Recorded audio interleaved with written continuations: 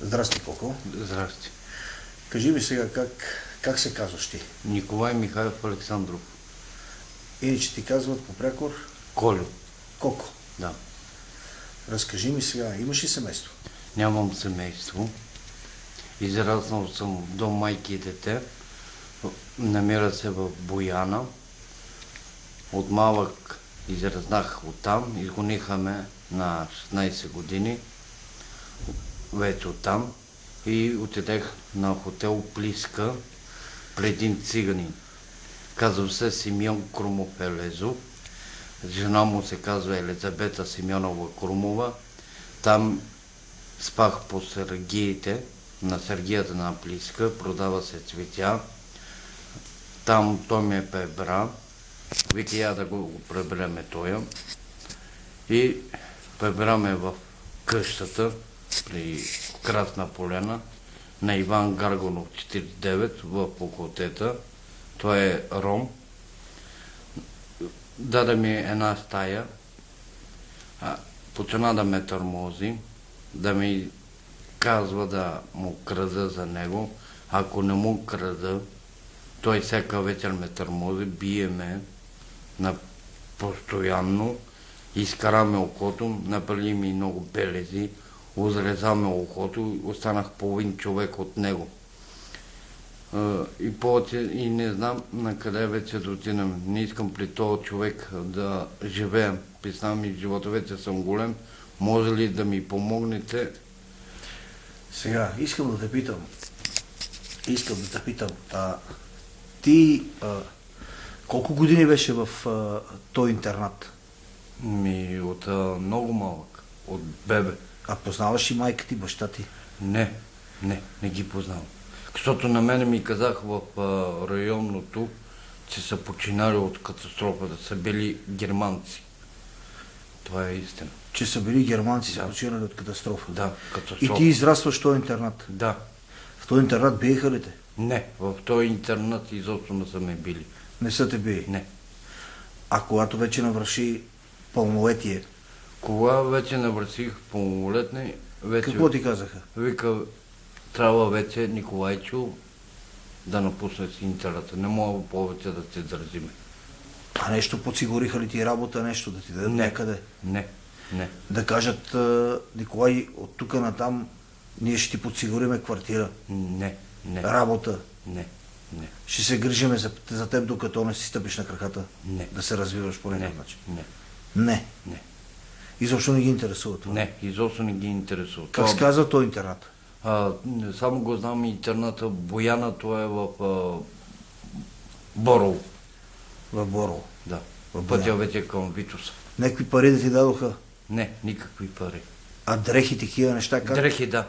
Дрехи ти дадоха? Дадоха ми дрехи, обувки, всичко. Да. И ти оттам до къде стигна? И оттам отидех към хотел Плиска. Видях една сергия, беше много студено. Тогава беше есента. И спах под сергията. Под сергията? Да. Какво е тази сергия? За какво е тази? Тази сергия е за цветя... Цветя продават. Цветарски магазини? Цветарски, да. Ага. Да. И там под масата спах, където ми дадаха от дом майки дете, там си направих кревач. С тия дрехи, които предполагам си взел? Да. И кой те намери там?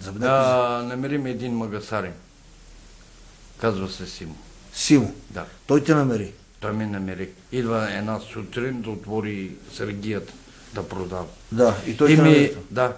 И ме пита какво прави. Тук викам, господин, няма къде да живеем, а бех много гладен. Няма къде да живеем, сирати съм си. Да. И ме пребра. Колко дена не беше ял? Една седмица. Не беше ял? Да. Ти до тогава не си краднал нищо, така? Не. До тогава не съм крал нищо.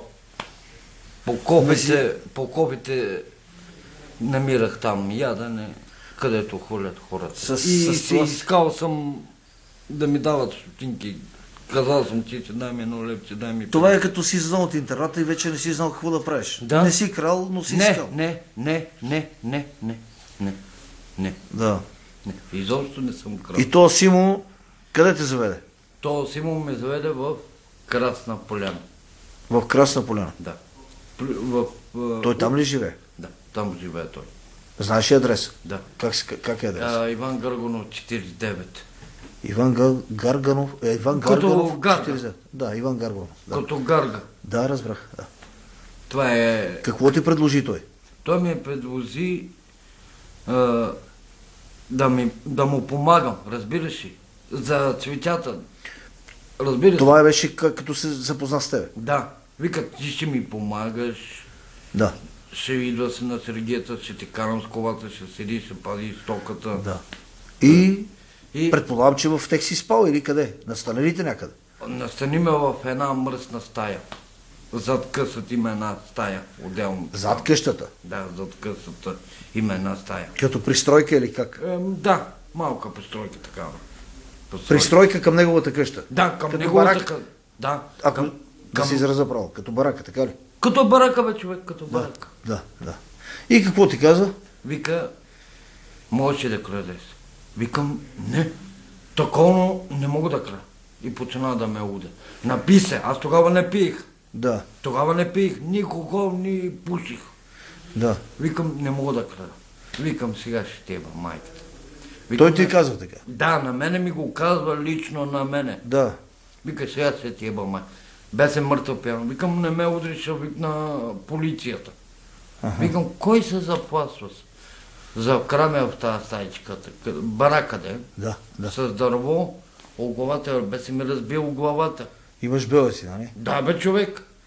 Затова имам и не съм добре с Да. главата. Той ти удари с дърво. Да, бе, с дърво ме удари от секира. Как е? Да.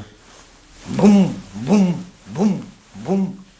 Ме удари, викам, моля ти се, добре.